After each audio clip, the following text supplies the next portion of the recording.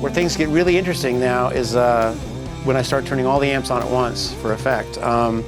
Like on a song like Lucy in the Sky, when it gets to the chorus section, I'm replicating the sound of those vocals. I'm adding the Lone Stars with a pretty good chorusing on it.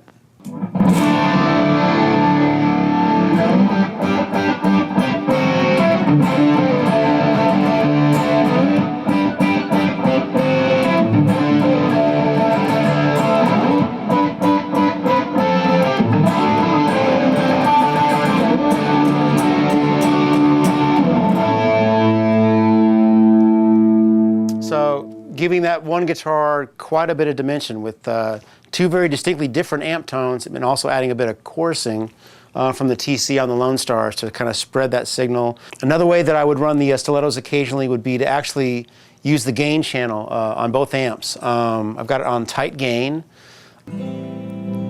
but as I would normally on the other clean channel with a tube driver, have the echo plexes in front of the amps. That gets a bit mushy when you've got gain on the amp. So I actually use a couple of deluxe Memory Man echoes in the effects loop. So now the echo is actually coming from the Memory Man.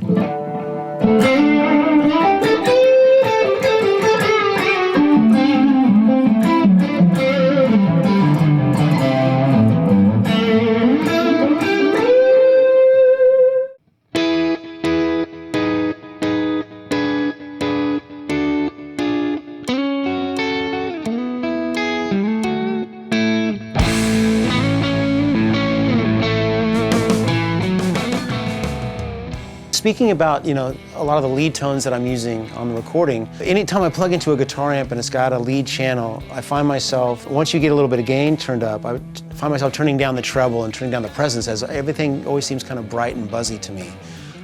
Maybe just over the years, my ears have gone towards just a warmer, fatter tone. With the stilettos, as I'm using the old tube driver, the high plate voltage that the stiletto really has this immediate attack, which I really love. And it really warms up this tube driver, which can be kind of a bright, buzzy pedal in itself. But by turning that tone way down, I get.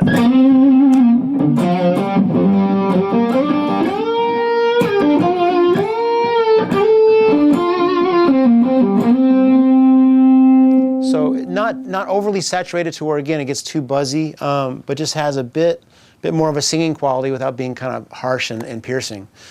As I switch over to the Lone Star, again, I mentioned that earlier, where that was one of the things that really drew me to the amp. Was I actually had plenty of trouble and presence in the tone and turning down the bass. I've almost got the bass off. It's got such a fat tone to start with. Just on the Lone Star by itself.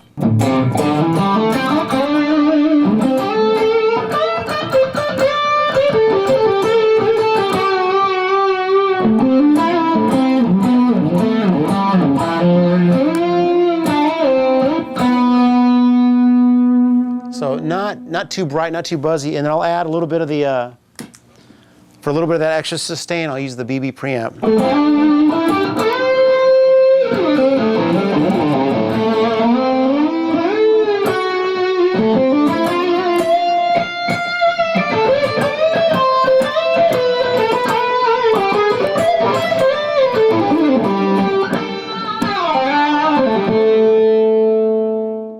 So I've got, again, just a clean channel.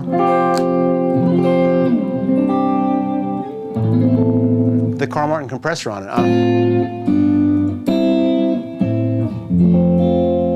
It's over.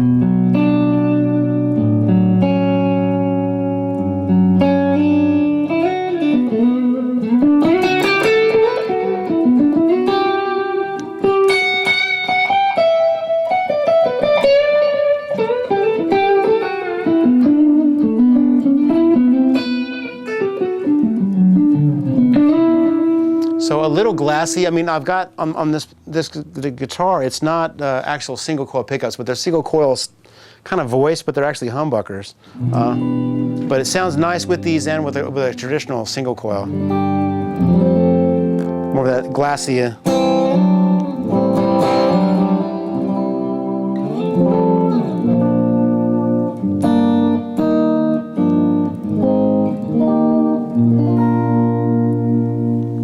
Like that. Add a bit of chorus to it.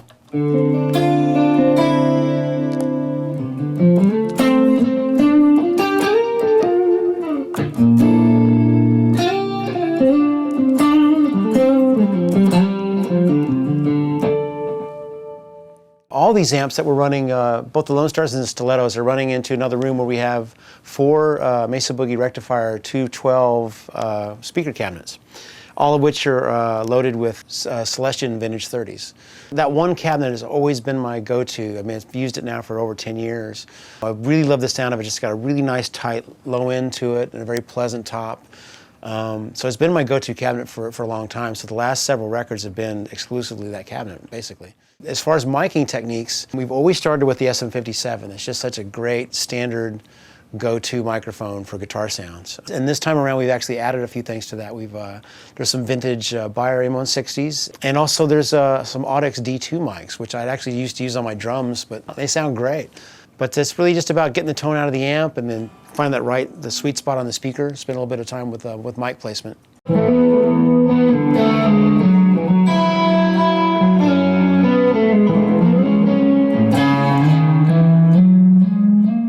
I think one of the things that really helped me in the process was I had played a good bit of jazz, in my earlier years.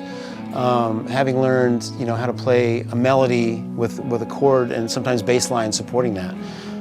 Even though that kind of full chording can be pretty messy if you're playing with a distorted tone, with a clean tone, everything speaks a bit more clearly. So having had a little bit of experience with, how to voice that melody, have some chord structure underneath it, I think really helped me come up with the arrangements for this type of thing, even though what I'm doing is much simpler by some out of necessity because of playing with more of a distorted tone. Some things just laid nicely on the guitar, like the intro to Lucy in the Sky.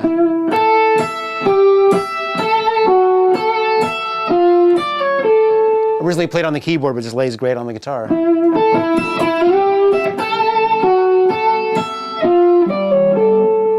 So then, just the melody.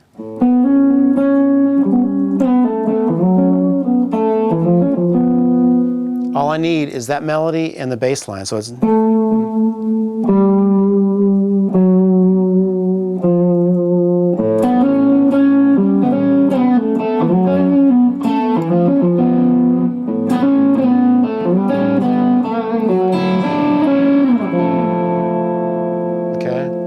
And of course, the benefit of some open strings ringing can be nice too to help kind of fill out the chord.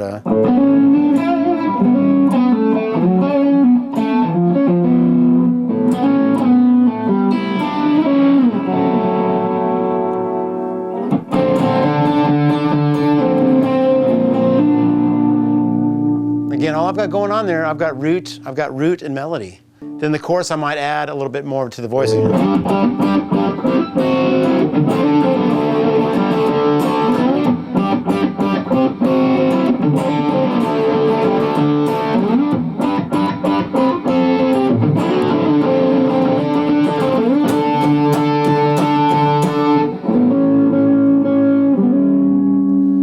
And so forth. So with each song, I would just start off really just playing the melody, finding out where that was going to speak well on the guitar, and then start kind of adding to it. I should also point out, I did the entire arrangement of the record by memory. I thought it was kind of important to approach it that way, because I knew with just the one guitar, it would be impossible for me to go back and try to transcribe all the parts and figure out how I was going to play all this. I just wanted it to be that musical memory that I have of the record.